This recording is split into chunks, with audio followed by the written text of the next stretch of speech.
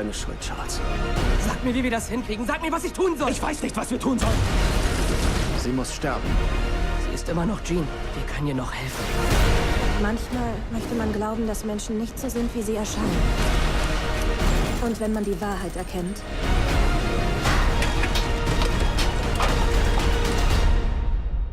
ist es zu spät. Hello, this is Anke for Golden Camera. In this movie, you actually get the chance to show a very different side of both of your characters. How much did you actually enjoy that? Yeah, it was great. It was one of the nice things about doing X-Men over the last 9 years is that I think we've both been fortunate enough to play our characters at very different times in their lives, experiencing different evolutions and different character evolutions, really, from places of happiness to places of great angst, to places of familial, romantic comfort to places of complete loneliness, and it's in different jobs almost. You know what I mean? Charles has been like a therapist at times, he's been a teacher at times, and in this one he's like a politician who's in love with his own image, you know? Yeah, it's pretty much the same, except different. Except completely different, unrecognizably so. So yeah, Eric starts off first class. He sort of becomes Magneto at the end of that, and sort of it's where the two characters meet. So that was really cool to have that experience. And then the second one, he's a prisoner, and he's a terrorist. And sort of then, wreaks sort of havoc when you break him out of prison. Big mistake. And then in the third one, he's a family man, and he's sort of stepped out of the conflict, and he's just got a very simple life, and that gets thrown into turmoil. And then in this one, he's kind of, come to a sort of, the best sort of compromise character like that could come to. He's formed Genosha. It's an independent state for mutants where they can govern themselves, they write their own laws, and they can live, in peace, and they can live without the interference of humankind. So it's that then gets disturbed, but that was a sort of, I thought, okay, he's kind of like a cult leader or some sort of, guru in this last one. So yeah, again, it was. That's been a really fun part of doing this. We always got the chance to discover different sort of sides of their personality. Well, speaking of your relationship throughout the entire franchise, so sometimes you've been friends, sometimes allies, sometimes, most of the times, enemies, and this is also being explored in this movie. What do you prefer? Which relationship did you prefer, the friends or the enemy? Like first class, the best. Do you like to fight each other? Well, friends who had problems. Like when we were really, really like key to each other, and we actually got to do some acting together. We had a lot of scenes together. We actually got to say more than 5 words to each other. Yeah. It was really, really good. But yeah, there was always complication. Even though we were friends, there was always a tension between us.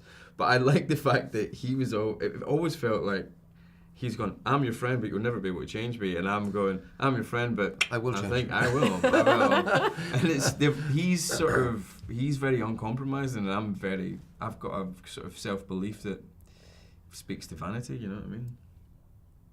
What do you prefer, friends or enemy? I think every, First Class really had all of that, because, well, it was like a friendship that was there was mistrust to begin with because, Eric doesn't really trust anyone. I've, said this quite a lot in the interviews. I think, Charles is Eric's best friend, perhaps really kind of his only friend. I don't think certainly with other mutants, I feel like, again, he sort of is like almost like, I don't know, a general. He'll never sort of sit down in the trenches and drink with the troops. He always has to have that distance, and it was cool to do First Class because you saw Magneto was born because of Charles Xavier. He really kind of taught him how to harness his power, how to use it to its full potential, and so in a way, and then of course, in our story in First Class, it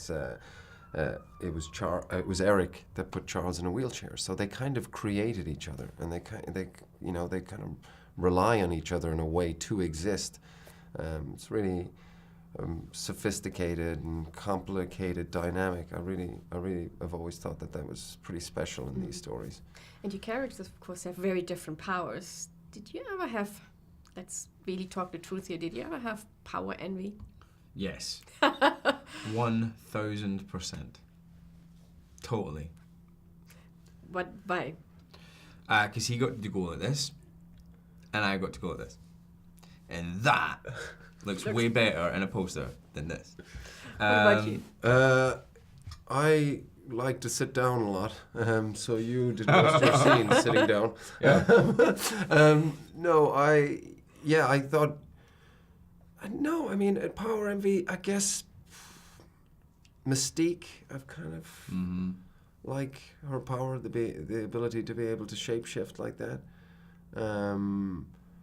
I suppose the envy that I would have is like, I want to have a family too and live in a nice house. Yeah. You had a really nice pad. Yeah. And since I started this interview with Haribo and off camera we talked about Haribo, you have to tell me your favorite Haribo story. I suppose Haribo always reminds me of Germany when I was there as a child and visiting. That and Nutella.